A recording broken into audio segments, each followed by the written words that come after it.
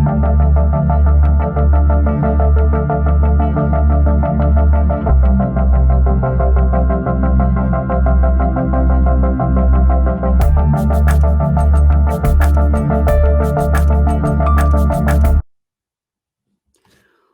is up, YouTube? Bubbles and Ball Cards back with another video. It's been a long time since I've done a video, and I actually tried to record one the other day, but I screwed up and didn't have the audio on there, so I do apologize. But hope everybody has been doing well out there. I know there's been a lot of news regarding Fanatics and Panini, and I got a different topic for you today, but it is going to involve Fanatics. To be quite honest, the whole news with Fanatics, Panini, this and that, it's like, which one do you root for? Both suck. They both suck. Fanatics isn't going to help this hobby. In fact, Fanatics sucks probably worse than Panini. And yeah, I said it. Fanatics sucks worse than Panini. They're a monster that just wants to gobble up everything in the sports space. They're not going to give one crap about the actual hobby or the collector or anything like that. They're only worried about filling their wallet, and the hobby in general is become more commercialized and just about how much money can be earned than the collector itself. It's point blank. It's about the value, the dollar. It's not about the cards. Sad, but true. But what I want to talk to you about today is a little bit. I just got off the phone with Topps, who obviously is already ran by Fanatics. So this kind of gives you a glimpse into what we're looking forward to for the future and our bright and sunny hobby of sports card collecting and what's going to be happening. So it's no secret. I've talked about it many, many times, but with other news that has happened in the space, I have redemptions here that I've been waiting on for over 18 months now. It's been about 19 months, approaching 19 months.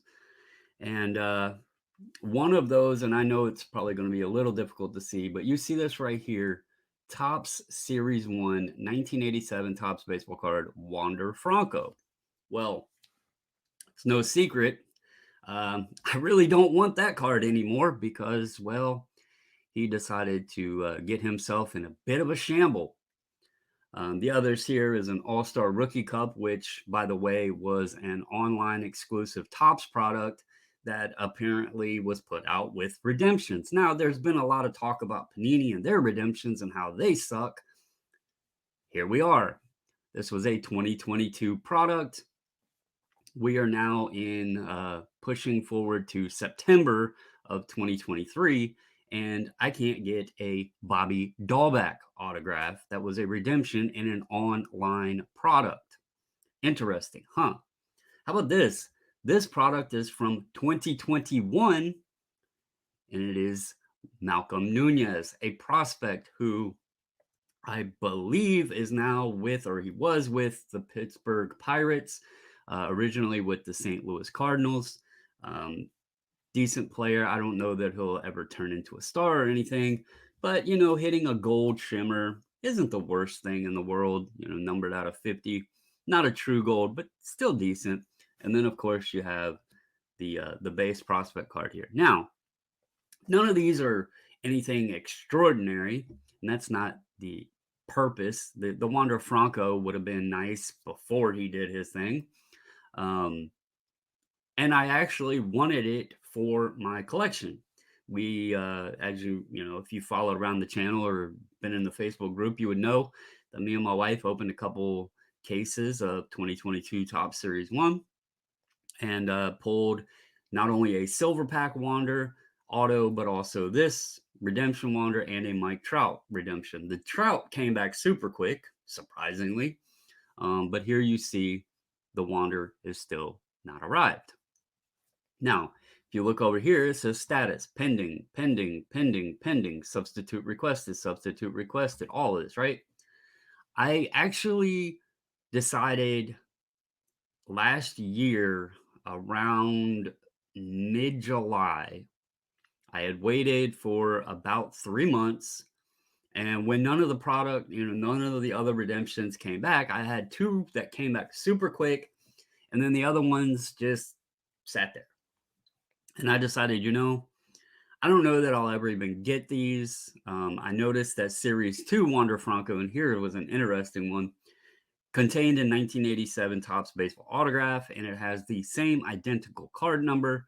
And on the back, it doesn't state whether it's Series 1 or Series 2. So my thought was, well, they probably screwed up and put that card into both series and used all of them that he had signed for Series 2. So the likelihood that Series 1 would ever even get fulfilled was probably slim. So I was like, well, I'll just, go ahead, bite the bullet, substitute, right?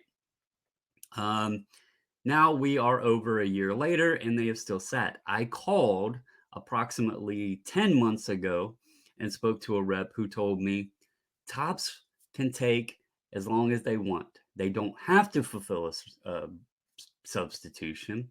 If they feel the need or that there is a potential for the original item to be, returned and fulfilled, then they can just make you wait. Well, that alone seemed a pretty crappy way to do business. If I'm sitting here saying, hey, just send me a substitute, I'm okay with that. Why not just fulfill it instead of making people sit around and wait?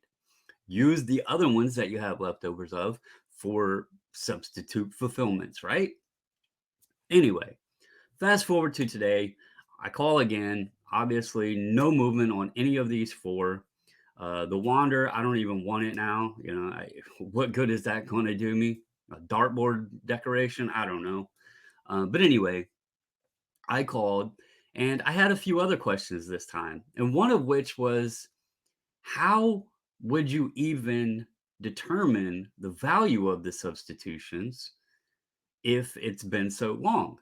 Because if you go on Topps website and go into the frequently asked questions section, there is actually a question right here. How are card values determined for a redemption substitution? Pretty interesting, pretty straightforward question here. Values are determined at the time of the request for a substitution using current market value. Now, if I requested these a year plus ago, how are they actually going to get an accurate valuation? Or what if there is no market value? What if it was the superfractor of the Malcolm Nunez? Like, there is no value on a Malcolm Nunez Bowman Chrome auto because they are all redemptions, right? Do you go by the redemption value? Like, how would they do this? And how do you do it for a 101? There's no market value, right?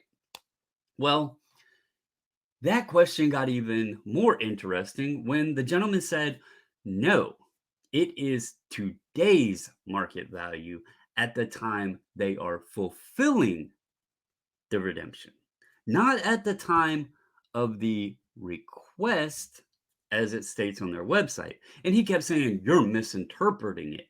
No, I can read English. Values are determined at the time of the request for a substitution. Pretty self-explanatory, right? Using current market value. The current market value at the time of request. Seems pretty straight. Here is another little tidbit that has not ever been relayed to me in past conversations.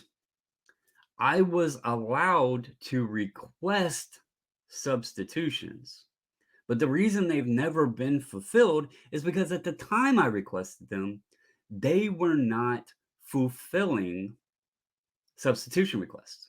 They did not have the abilities or the capabilities, as it was stated, to fulfill substitutions. Why didn't they just discontinue or disable the ability to even request it? Why has it sat there for so long? It's not like there's no way in hell that I just randomly called them today. Oh yeah, we can do it today, but we haven't been able to do it all this time, the last, 12, 14 months, whatever it's been. We haven't been able to do it, but you called on the right day. We can do it today. There's no way in hell it was that coincidence. So, this whole conversation is Tops slash Fanatics is misleading and lying their ass off as well. Because you can request for a substitution even when they're not fulfilling or capable of fulfilling substitutions. They're damn sure apparently not going to do your actual redemption cards.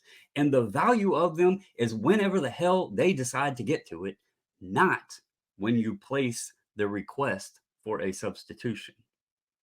I just wanted to share this with everybody because Fanatics isn't as glorious as it may seem. In fact, it might be worse than what we had before. Be wary of the future of sports cards. If you're in it for the money, good luck. If you're in it for the hobby, it's probably going to suck. That's all I got for you guys today. Hope you have a wonderful Wednesday. As always, stay safe, stay healthy, and until the next video, I'm out.